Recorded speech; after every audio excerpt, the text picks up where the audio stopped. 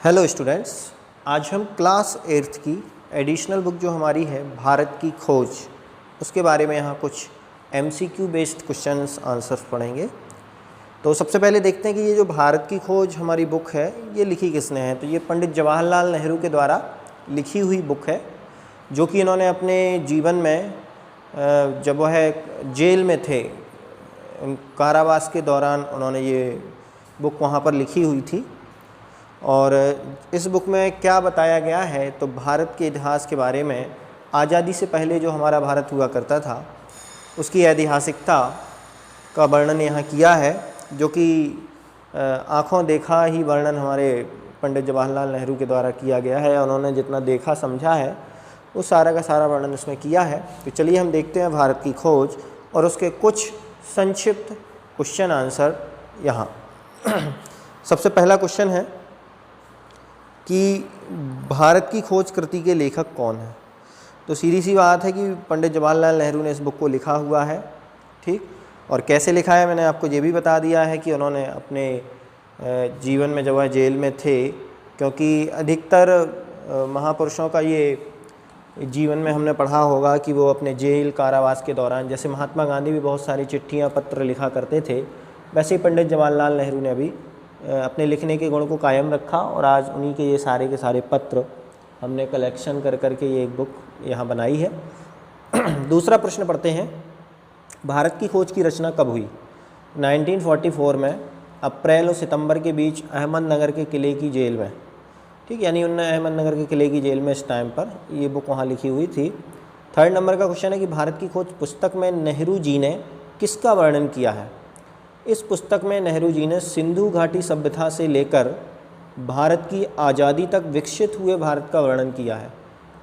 Next fourth number का question है कि पंडित जवाहरलाल नेहरू का प्रधानमंत्री काल था, तो 1947 से 1964 तक। नेक्स्ट क्वेश्चन है कि अहमदनगर का किला 13 अप्रैल 1944 को नेहरू जी की कौन से नंबर की जेल यात्रा थी। तो वो एक ही पहली बार ही जेल गए हों ऐसा नहीं है, ये वो 9वीं बार जी हाँ, इससे पहले वो 8 बार और जेल जा चुके हैं। इस पुस्तक को लिखते समय वो 9वीं बार जेल गए हुए थे, तो ये 9वें नंबर की उनकी जेल की यात्रा इसे कहा गया है थी। नेक्स्ट देखते हैं कि नेहरू जी ने अहमदनगर के कारावास में अपने कितने साथियों की चर्चा की है। तो वो अकेले ही गए हों वहाँ ऐसा नहीं है, कुल 11 साथी उनके साथ जेल गए हुए थे, तो जिसकी चर्चा उन्होंने वहाँ की है।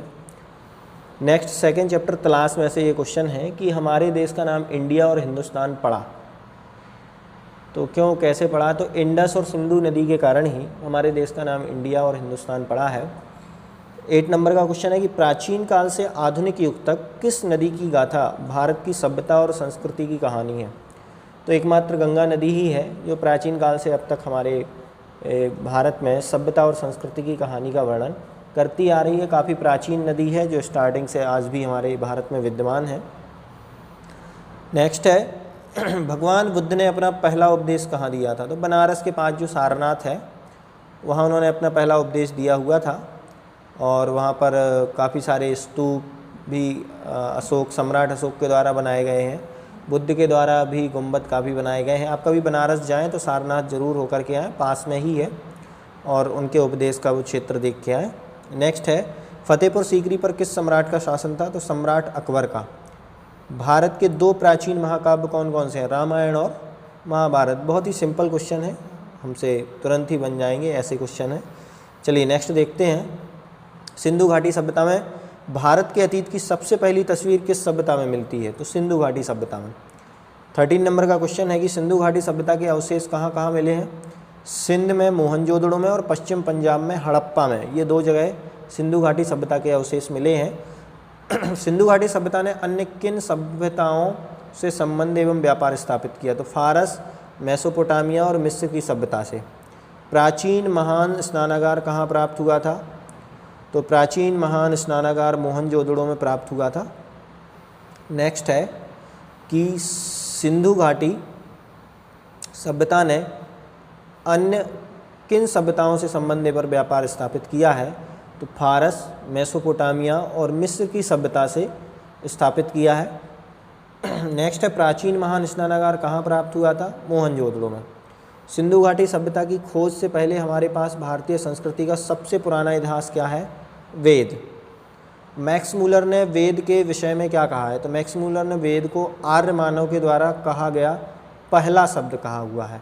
जी हाँ, आर्य मानव के द्वारा कहा गया पहला शब्द वेद को कहा है। नेक्स्ट है कि वेद की उत्पत्ति किस धातु से हुई एवं इसका क्या अर्थ है?